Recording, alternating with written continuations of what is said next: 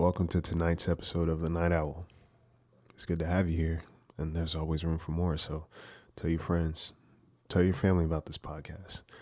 Your small effort is a big help, so head on over to iTunes and leave a rating. It's truly appreciated.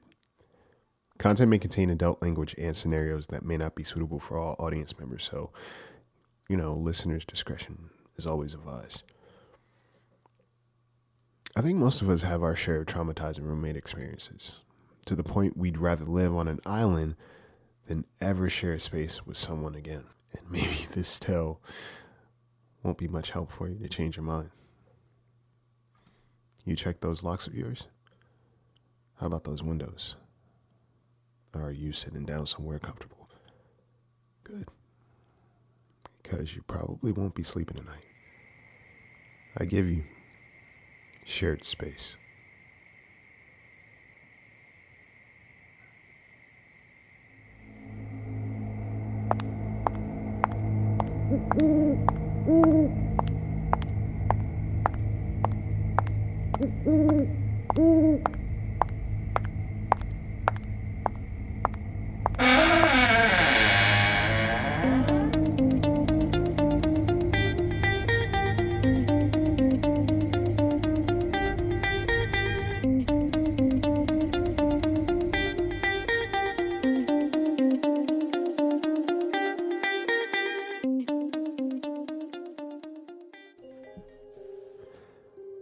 After my breakup, I didn't really know what life was, to be honest. We lived together, so being around one another, existing in the same space was kind of tough. You go from waking up with someone every morning to waking up an hour early and coming home hours later just to avoid them altogether. Man, that sucks. If it was amicable, I feel like it would have been much easier to share space with each other until the lease ended, but I never had much luck in my relationships, and this one was ugly, and it only got uglier. A part of me would think that there would be some level of decency and respect for one another when it came to dating again, like, I don't know, maybe not bringing someone home, or at least communicate it, but my expectations might be too high. I came home a few times to someone staring at me like I was a fucking guest in my own home. I mean, can you imagine the audacity? It wasn't an ounce of jealousy in me, so don't get me wrong. Mostly because I realized there wasn't an ounce of honesty in our relationship in the first place. That was never there. And I chose to look past it. I mean, the red flags are always the brightest when you no longer care about someone like you used to, right? And that's unfortunate. I realized I had to do something for my own sake, so I immediately got on the hunt for another place. I didn't want to live with anyone, but if it came down to it, I'd have to deal with that for now until I could get back on my feet. And I didn't give a shit about my deposit either. My mindset is most times you don't see your deposit again after you move out anyways, so I made peace with that a long time ago. I got a couple of hits. Some of the places I looked at were much better on paper than in person. Similar to relationships, but I digress.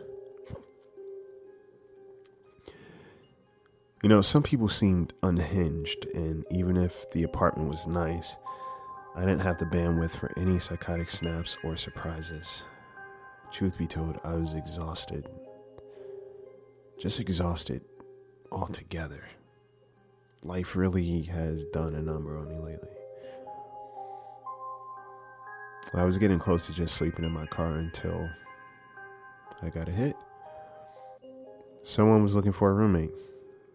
I mean, the area seemed nice. They lived alone, but was looking for a second. They were apparently quiet, clean, and they worked a ton. So I decided to message them immediately and meet as soon as possible. Who they were in person matched who they are on paper. seemed to fit the bill, and within that week I was out of my old place. I didn't mention anything to my ex. I just left with whatever was mine, and they could figure out the rest. It wasn't my business anymore. You know, my new roommate seemed really chill too. They apparently had a shitty breakup themselves, and we found some common ground on that. They kept the place clean, which I loved, and seemed really respectful, you know? Well, initially. We discussed cleanliness and respect for others in terms of food and, just personal belongings. And in the beginning, it seems like we understood each other. We both worked a lot, so we never saw much of one another anyways, but I come home a few times to the place being kind of trashed. I'm talking disgusting. Food left everywhere, shoe prints through the house, and many times my food being consumed or things of mine just missing. I addressed it initially, and they denied it, but said they would replace anything that may have been mine, that I believe that they consumed. I addressed the mess, and they didn't understand what I was referring to either. I thought talking about it would make it better, but it only got progressively worse. And I didn't care to sound like a broken record either, so once again, I just focused on staying at work and only buying as much as I would eat. I don't like complaining. I'm all about solutions, so to me, that seemed like the most resourceful one. I didn't see them much at all, and I was happy about it. I just don't understand how people could be so fucking inconsiderate, but I'm beginning to understand that there's a lot of that going on in the world, generally speaking. I'd come home late from work some days and the house was pitch black, so I assumed they already went to sleep or I beat them home. I'd hop in the shower and I'd just head straight to bed. That's when I'd hear them rummaging, and sometimes it sounded as if they'd be tiptoeing down the hall. And then they'd stop at my door. A couple of times I watched the doorknob turn, but I always slept with my door locked anyways. I was becoming unnerved. Fucking, not again. Well, today I had work early, and I'd be working late. Packed my meals for the day, and there was no sign of my roommate, thank God. And I headed out the door. I hadn't been getting much sleep these days just because of everything. But I did my best to just make it through the day. I worked overtime intentionally. Man, I found myself repeating the same thing I did with my ex. And that made me sad.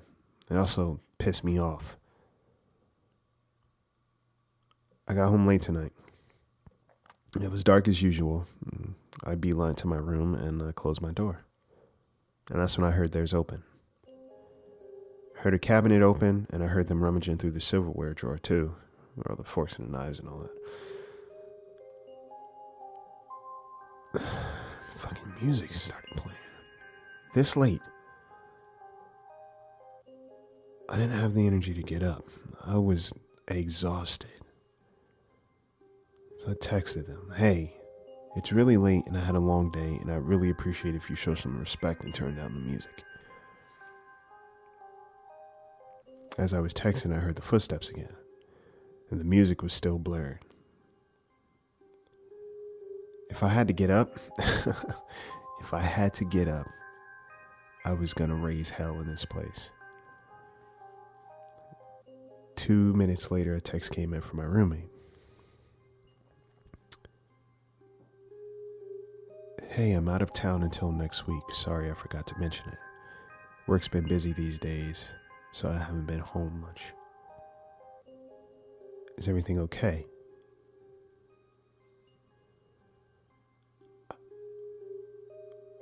I was paralyzed. I looked at my door as I watched the doorknob attempt to turn.